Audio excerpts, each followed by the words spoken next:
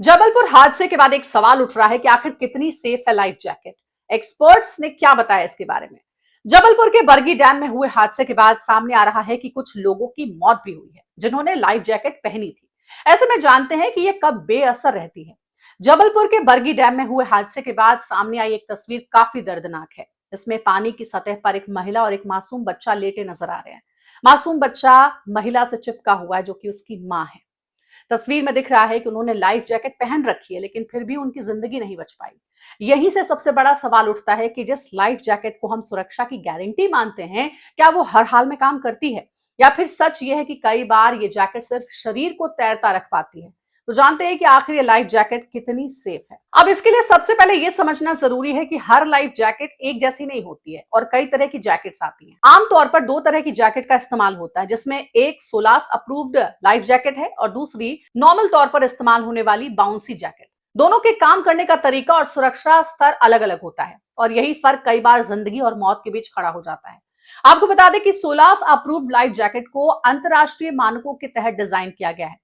सुलास यानी कि safety of life at सी एक अंतरराष्ट्रीय समुद्री सुरक्षा संधि है जो जहाजों और सेफ्टी उपकरणों के मानक तय करती है। इसकी सबसे बड़ी खासियत यह होती है कि यह व्यक्ति को पानी में ऑटोमेटिक तरीके से पीठ के बल पर सीधा कर देती है, यानी सिर को हमेशा पानी से ऊपर रखती है।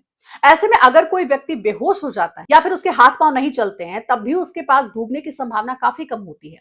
यही वजह है कि इसे सबसे सुरक्षित माना जाता है।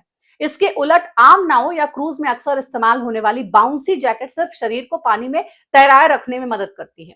यह शरीर की पोजीशन का कंट्रोल नहीं कर पाती है।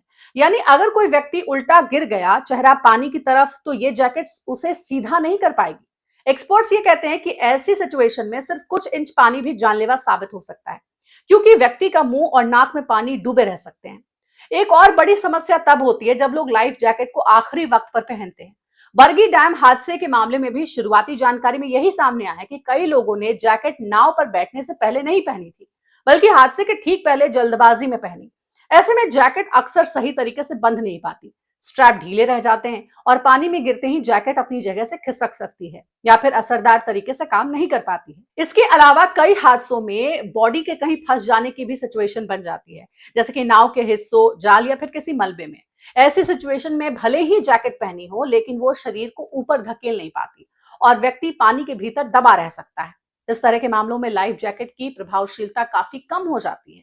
यानी साफ है कि लाइफ जैकेट तो जरूरी है, लेकिन हर हाल में जान बचा ले ऐसा मान लेना खतरनाक साबित हो सकता है। सही तरह की जैकेट, उसे पहनने का सही समय और सही तरीका, ये तीन चीजें ही तय करती हैं कि वो संकट के वक्त में आप